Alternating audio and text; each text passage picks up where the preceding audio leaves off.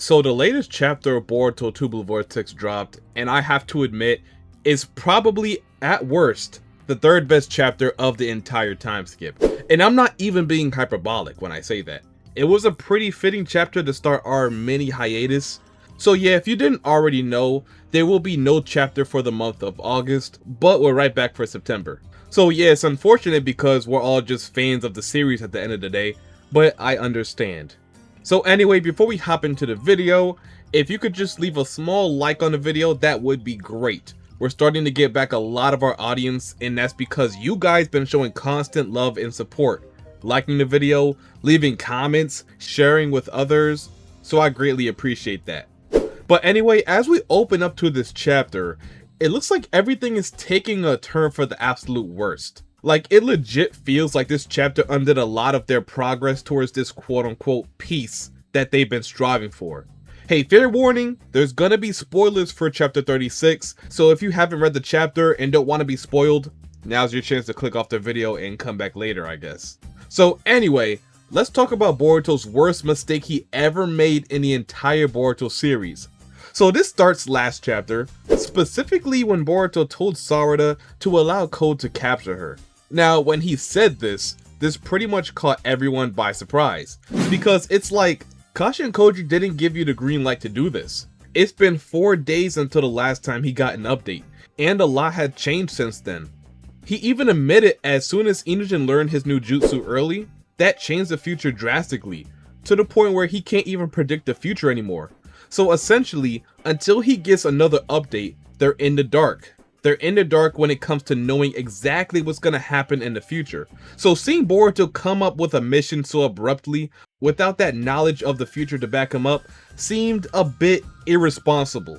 And not only that, it would be different if he wanted to do this by himself, but no, he involves Sarada in it as well.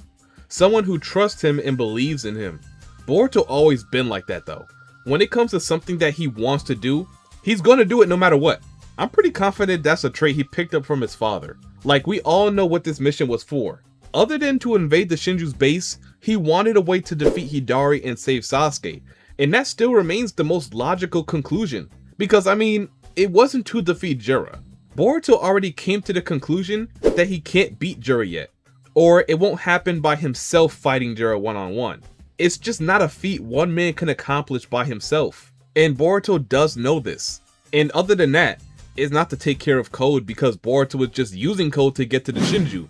He feels he could take care of Code whenever he wants. And I believe he's right to think that, barring anything happens that gives Code extraordinary power. So the only option is Hidari. Well, he's not the only option. It could be for future purposes, or to plan an ambush attack. But it's more likely than not that this plan was formed to defeat Hidari and save Sasuke, like I said. Boruto seeing Bug's soul dissipate right in front of his eyes may have did more damage to his decision making than we thought. He's just that kind of person. When it comes to someone he cares about deeply, he becomes impulsive and irrational. But it all comes from a great place. Like I said before, a pretty noticeable trait that stems from Naruto. So from the jump, it was never a good plan, and it had its flaws, but maybe, just maybe, Boruto could lock in and do something positive for the future without the aid of Kashin Koji and prescience. The first time in a while that Boruto is making a decision based on his own motives. What could go wrong, right? Well, that's what I thought going into this. But I think I underestimated how much of an advantage prescience gave them. Like, without it, I think over 70% of the main cast might have already fallen in battle. That's how crucial the ability is, as well as Kashin Koji, who's able to take these visions and transmute it into valuable information that ended up putting them on course for more favorable future outcomes. And let me just say that Koji still didn't know that Boruto did this. I want to emphasize that this mission was done arbitrarily, meaning Boruto did this based on his own personal goals or emotions. You can tell because of Koji's overall personality. We know he's such a careful person. So him telling Boruto to do something so dangerous and so soon just seems too unlikely. He wouldn't even look inside Amado's thumb drive until he got another vision. So why would he tell Boruto to raid the Shinju's dimension? Exactly, there's zero shot he tells him to do that. So that proves Boruto was just being extremely impatient. So like I said, it was crazy that Boruto decided to do that. But as crazy as it was, it still had a chance to work. But this chapter proved otherwise, because as we dive deeper into this chapter, it seems that Amato had no bad intentions towards Koji. Actually, he ended up assisting him more than anything. But that's not all I have to say on that situation. I actually plan to get out numerous of videos just covering this situation, because there's several directions the story could go now, just off this one scene alone. And since we have extra time until the next chapter, I just thought, why not go deeper into certain aspects of this chapter? So anyway, Amato made it so Koji would still get his future visions, but they will occur more frequently. So instead of every 6 to 7 days, he reduced it to, let's say, every 4 or 5 days. In addition to just wanting to help him out, Amato also wanted to fulfill his own personal desires. And doing this to Koji would assist in making that happen. But like I said, I'm gonna go over all that in other videos, because it's honestly a lot of information to take in for one video. But since Amato did this to Koji, he got an update in the same chapter, and what he learned wasn't good at all. So as soon as he got this update, he learned of what Boruto and Sarada planned, and he told him immediately that the plan would fail. He physically seen the plan fail, so he just told him. And as soon as he said this, Boruto flung into action and tried to save Sarada. But by this time, it was already too late. She had been taken by Code, and she didn't have any of Boruto's FTG marks on her. So now there's no way for Boruto to save her anymore. You see, Boruto has been playing around with Code way too much. Sure, he lacks in the power department, so he's not as strong as Boruto or Kawaki. I mean, even Mitsuki might give him a hard time right now. Point is, he's just not that much of a threat anymore, even at his strongest when he still had both of his hands. But one thing Code is sly and pretty witty. He was able to see in between the lines of their plan, so he caught on that it was a trap, because he could sense Boruto's chakra signature on Sarada, so he found out that he uses these pins to teleport. I mean, it was only a matter of time until he figured out Boruto's tricks. So he removed the pins so Boruto can't teleport to her, and he took her to the Shinju. So now there's no way for Boruto to get to her. So she honestly might be cooked. With her unable to use Ohirume at a moment's notice anymore because of her blindness and also extreme chakra exhaustion, it looks like she's in a bit of a bind. But just for a second, let's forget about Sarada and let's forget about Code. Just focus on Boruto. So far, it's been mistake after mistake with him. And not to say he's not capable, obviously he's very capable, but he's not doing what he needs to do. At least I feel that way. He's making things way harder than it needs to be. Like in chapter 4, he rescinded the effects of the Uzuhiko, basically bailing Code out, believing that they would be able to work together to defeat the Shinju. Obviously that plan was never going to work. No way. Even taking Jura out of the equation, it still wouldn't have worked. So now not only has Code escaped, but the Shinju are still alive. Then he had another chance to more or less end Code when he went to save Bug. He even had the upper hand when it comes to just knowing what's gonna happen. But he still kind of played with Code, and it resulted in him running away, knowing he stood no chance of defeating Boruto. And even though I fully believe if Code gave him the chance, Boruto probably would have unalived him here, letting him get away and not finishing him as soon as possible, knowing he would target Sarada, was also a mistake. Even Koji said, the best possible outcome from this encounter is that you just unalive Code. So that should have influenced Boruto even more to just end things. But him thinking he could just end Code's life whenever, and underestimating him over and over again, you end up in this type of situation. A situation where Sarada could very well get devoured and die. So I tried to make sense of what Boruto did, but I just can't. Why would you tell Sarada to just let herself get captured, and you yourself don't even have any updates to back up that big ask? All Boruto had to do was to sit tight and wait until Koji gotten a new update. And then he would have seen a way better way to go about this.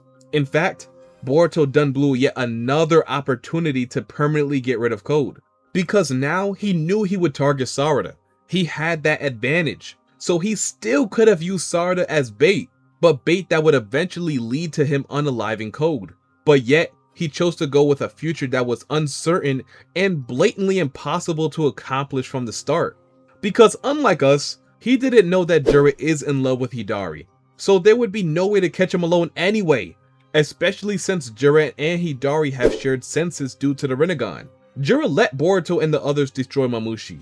He let them destroy Matsuri, even Ryu. So knowing that gave them the confidence that maybe he won't interfere when fighting Hidari, but they couldn't have been any more further from the truth. In all actuality, they never had a chance to save Sasuke right now. So Boruto created a new pointless situation that could end up with someone dying because he wasn't properly educated before making this daunting decision. So now, Sarada is captured, and this next arc isn't really about destroying Hidari anymore. At least we thought, but now it's all about saving Sarada and fixing the problem that he himself created for no reason.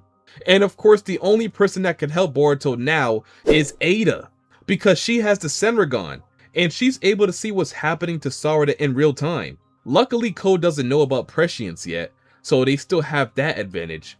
That's the only reason I'm gonna say Sarada has a chance.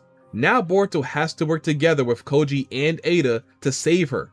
And plus, Sarada is a very close friend of Eida's who played a role in keeping her safe versus Mamushi, so I fully expect her to have a big impact in this next arc. Maybe even Damon if you want to take it a step further now. But the hardest part is actually getting to her location. With FTG no longer working and no way to really get to where the Shinju are, they may be out of luck for now, because they could be anywhere. I will say though, Boruto could be getting lucky, because there is a chance they still could be in this dimension where they were born. Even the Shinju can't get to a place or dimension without placing claw marks there first, which means if anything, they're residing in a place that Code already been to. The only question now is that place accessible to Boruto? Boruto was planning to go directly to where the Shinju were hiding, not just the general location, but it looks like now it's going to be a little bit more tedious. Because looking at this dimension, I say for now, we'll just call it the 10 Tails dimension. We have no idea how big or how small it is. So knowing that, they could literally be anywhere. So now instead of FTG, Boruto's biggest asset now is the Senrigan. Eida can use her power to look for clues as to where she might be. Below ground, above, possibly in another dimension altogether. But one thing's for sure, it might take an entire arc's length to get her back, just because of Boruto. So a mission that seemed impossible from the start just got even harder, because now the stealth aspect of this mission is cooked. Now Code, Jira, and Hidari know for sure that Boruto is coming to rescue Sarada, and there's no question about it. And they'll be ready for him. No chance for Boruto to surprise everyone using FTG. He's got to do this the old-fashioned way now.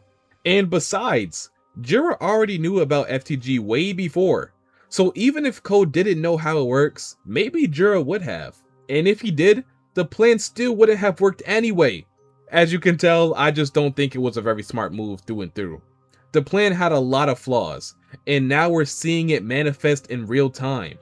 So now that Code has the ball in his court, how is Boruto going to be able to save Sarada? This could be the end if they don't hurry, because Hidari is still wishing to devour her, and according to some specific scenes from Koji's new prescience vision, he might try and attack her, or at least that's what it's looking like. But that's for another video where I go over Sarada and Hidari's final fight, which is coming very, very soon. So anyway, if you want to see that, go ahead and drop a like on the video and hype it up as well. And I guess that's gonna be it for me today. So let me know what you think awaits Boruto and Sarada down below in the comment section. Is this it for her? How will Boruto rescue her? And what do you expect from this new arc of Boruto? Leave all that good stuff down below, and without further ado, if you enjoyed the video and don't mind seeing more like this in the near future, go ahead and leave a like, comment, subscribe, and turn on them post notifications so you don't miss another video like this or when I go live for chapter spoilers. And until my next one, I'll see you boys and girls later, and I'm out. Peace.